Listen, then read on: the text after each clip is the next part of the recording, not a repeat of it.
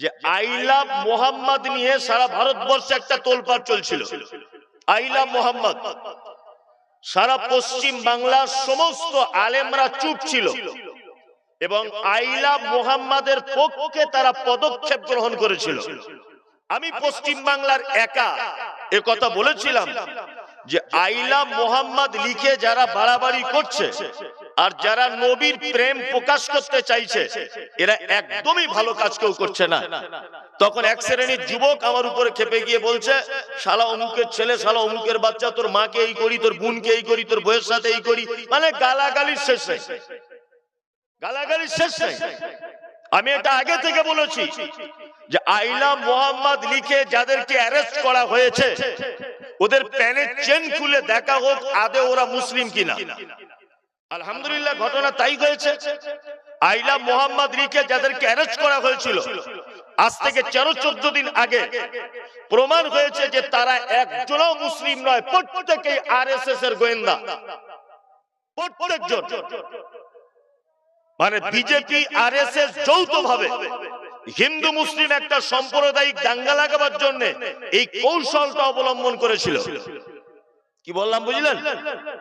আমি বলেছিলাম যে আই লাভ মোহাম্মদ ফেস্টুন লিখে আমাদের যুবকদের লাভ কি?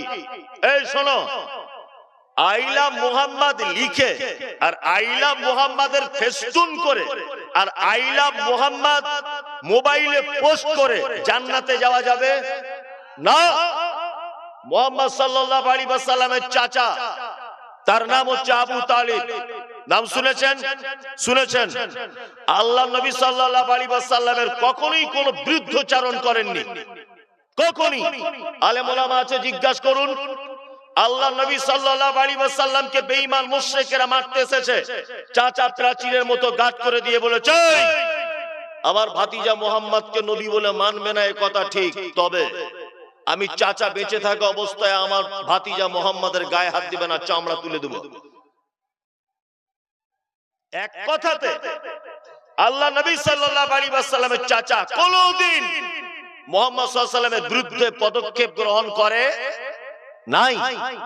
কিন্তু আল্লাহ নবী সাল্লাল্লাহু আলাইহি ওয়াসাল্লাম তিনি বলছেন, কিয়ামতের মাঠে আমার চাচাকে জাহান্নামে দেওয়া হবে, আর আমার চাচা বলে সাবসিডি এতটুকু হবে যে দুটি লোহার আগুনের তৈরি করা জুতো আমার চাচার পায়ে পরিয়ে দেওয়া হবে।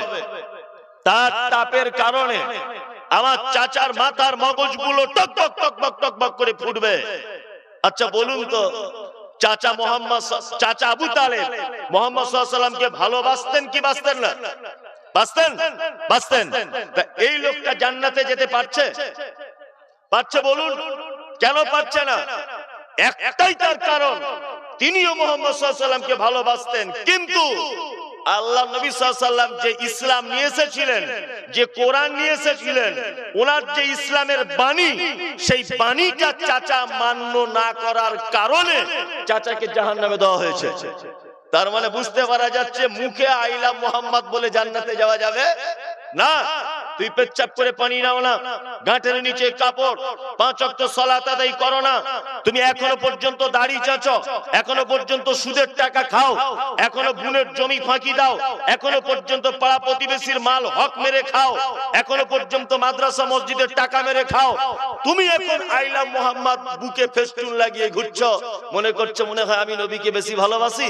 তোমার মতো এলাকায় বিখ্যাত বদমায়েশ আর কেউ নাই, তুমি মরে গেলেও জান্নাতে নাই।